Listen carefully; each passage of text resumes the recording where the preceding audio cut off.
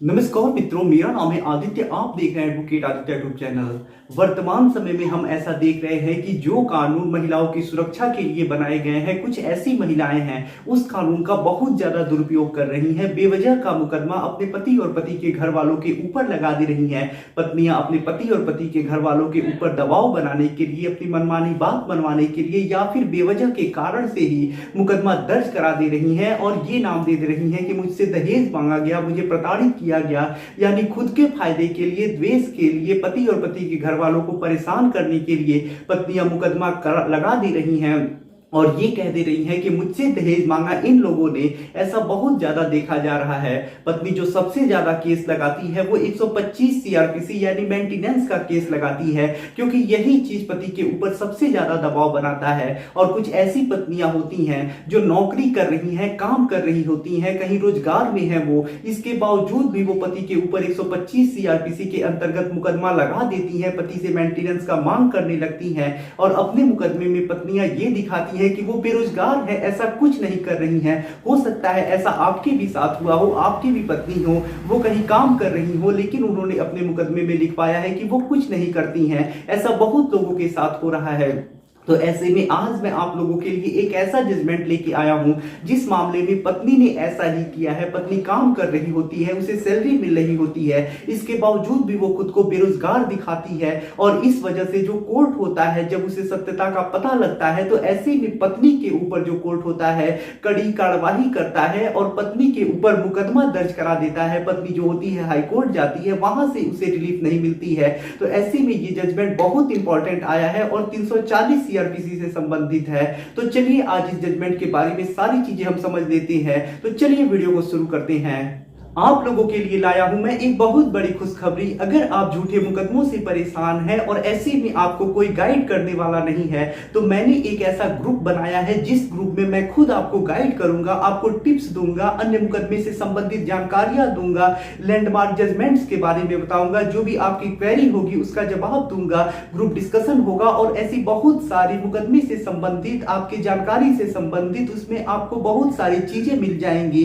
तो ऐसे में अगर आप चाहते हैं उस ग्रुप से जुड़ना, तो डिस्क्रिप्शन में आपको डिटेल मिल जाएगा कि आप किस प्रकार से उस ग्रुप से जुड़ सकते हैं और हमसे जुड़ के और बहुत इंपॉर्टेंट जानकारियां प्राप्त कर सकते हैं। तो डिस्क्रिप्शन चेक करिए ग्रुप में जुड़ने के लिए। तो देखिए, जिस जजमेंट के बारे में आज मैं आपको बताऊंगा उस जजमेंट को ध्यान से समझिएगा। अगर आपकी भी पत्नी ने कहीं मुकदमे में अपने झूठा शपथ पत्र दिया है, तो ऐसे में ये जो जजमेंट है वो आप लोगों के लिए बहुत बड़ा काम आ सकता है। आप इस जजमेंट को रूलिंग के तौर पे 340 सीआरपीसी के प्रार्थना पत्र के साथ लगा सकते हैं, क्योंकि ये हाई कोर्ट का जजमेंट है और ऐसे में आपका तब सफलता मिलने का चांस और भी ज्यादा बढ़ जाएगा।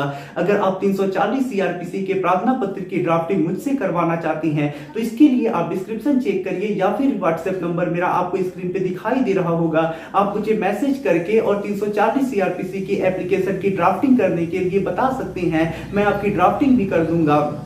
तो चलिए अब इस जजमेंट के बारे में मैं आपको बताता हूं, चीजों को समझाता हूं और इस जजमेंट का लिंक मैं आपको डिस्क्रिप्शन में दे दूंगा। वहां से जजमेंट को जरूर डाउनलोड करके अपने पास सुरक्षित रख लीजिएगा और जब भी 340 सीआरपीसी का एप्लीकेशन आप लगाइएगा तो इस जजमेंट का जरूर उपयोग करिएगा, रूलिंग के तौर पे जरूर लगाइएगा। तो चलिए जजमेंट के बारे में अब हम समझते हैं। अब देखिए, ये जो जजमेंट आया है वो गुजरात हाई कोर्ट के द्वारा आया है और ये जो जजमेंट आया है वो 340 सीआरपीसी से संबंधित है।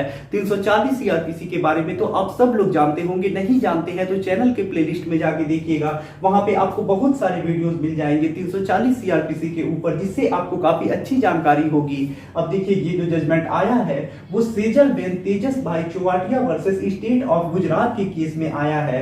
अब देखिए, इस मामले में होता कुछ ऐसा है कि जो पत्नी होती है वो डिवोर्सी होती है और उसे पहले से भी अपने पहले पति से पैसे मिल चुके होते हैं। साथ ही साथ जो पत्नी होती है वो नौकरी कर रही होती है, उसे 40,000 रुपए प्रति माह सैलरी भी मिल रही होती है। इसके बावजूद भी वो जब दूसरा विवाह करती है तो ऐसे में अपने पति के विरुद्ध 125 सीआरपीसी का मुकदमा दर्ज करा देती है, जिसमें वो लिखवाती है कि वो बेरोजगार है, कोई काम नहीं करती है। इस प्रकार के बहुत सारे पत्नी झूठ लिखवाती है।